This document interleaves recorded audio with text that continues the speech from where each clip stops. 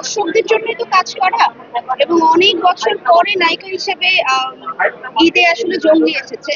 তো ওই জায়গার থেকে বলতে চাই যে আমি অনেক গ্রেটফুল দর্শকের কাছে, যে তারা শেষ পর্যন্ত আমাকে মনে রেখেছে, শেষ পর্যন্ত তারা আমার কাজটাকে ভালোবেসেছে, শেষ পর্যন্ত দর্শক হচ্ছে আহ, আমার ক্যারেক্টারটাকে মনে রেখেছে। তো এই জায়গাটা থেকে আমি মনে করি যে আমার জন্য এটা অনেক বড় পাওয়া। আর দর্শকদেরকে অনেক অনেক ধন্যবাদ যে তারা মানে প্রতি বছরই কিংবা প্রতিটা সময় এভাবে সাপোর্ট দেয়, ভালোবাসা দেয়, এই জন্য আমি অনেক কৃতজ্ঞ। অনেকদিন পর এরকম দেখছি যে প্রত্যেকটা দর্শক একসাথে বলছে যে একটা সিনেমা দেখে সবাই সেম ফিল করেছে, সবাই কান্নাকাটি করছে। এবং এটা তো আসলে নিজের চোখে দেখা, যখনই আমরা হল ভিজিটে যাচ্ছি আমরা আসলে 10-15 মিনিট আগে থেকেই দেখছি যে আসলে কে কান্না করছে, কে বার্স্ট আউট হচ্ছে। তো এই যে ব্যাপারটা, যে আমরা যে গল্পটা বানিয়েছি কিংবা যে জিনিসটা আসলে দর্শকদের দিতে চেয়েছি, সবাই কম বেশি এটাই উপভোগ করছে এবং সবাই ফিল করতে পারছে। তো এটা তো খুবই ভালো লাগার একটা ব্যাপার। শিশু শিল্পী থেকে কাজ করা, তো ওই জায়গা থেকে আমাকে আমার মনে হয় দুষ্টুমি করে একটু বলে, কিন্তু আমি এনজয় করি।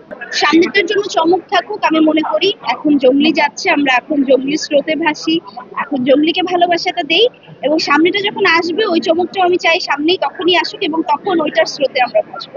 ম্যাগাজিনের উদ্বোধন হয়ে গেল এবং এই মুহূর্তে আরো দুজন অতিথিকে আমি ডেকে নিতে চাই, জায়না সারা চৌধুরী এবং আমাদের ইভেন্ট সিটি থেকে স্যারকে আমি আমন্ত্রণ জানাচ্ছি। অতিথিবৃন্দদেরকে আসন গ্রহণ করবার জন্য অনুরোধ করছি।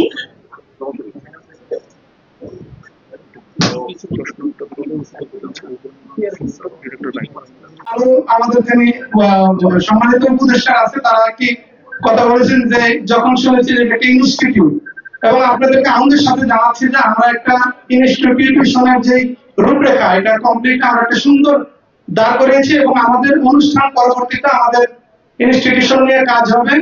আপনারা আমাদের সাথে থাকবেন এবং ইনশাআল্লাহ বাংলাদেশে ফিল্ম এন্ড আর্টস রিলেটেড বাংলাদেশে একটি বড় প্রতিষ্ঠান হবে আমাদের এটা। আপনাদের সকলের দোয়া এবং সহযোগিতা আমাদের কাম্য। সবাইকে ধন্যবাদ। ধন্যবাদ।